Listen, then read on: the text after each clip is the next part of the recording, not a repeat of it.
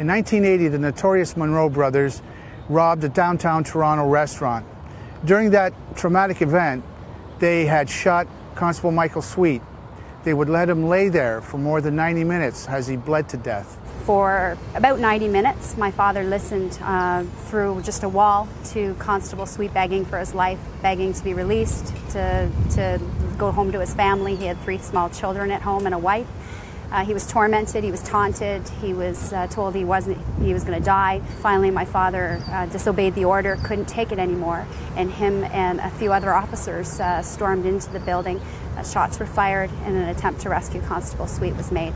Unfortunately, he had lost too much blood, and he succumbed to his injuries. 25 years later, Eddie Adamson killed himself. Part of the guilt, part of the trauma of reliving that dreadful moment every day of his life. And it basically just tore my father apart. It ate away his soul and his being, and until he couldn't take it anymore.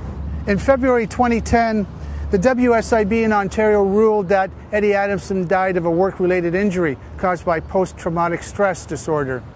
And so now his daughter, a sergeant with York Regional Police, Julie Adamson, has taken up the call to have his name added onto the Wall of Heroes at Queen's Park.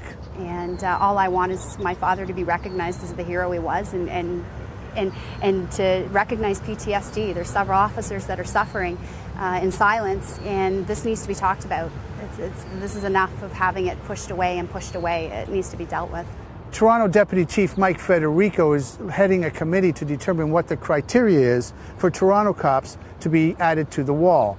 So now Julie Adamson waits for Toronto police to decide whether her dad, Eddie, is a fallen hero or not.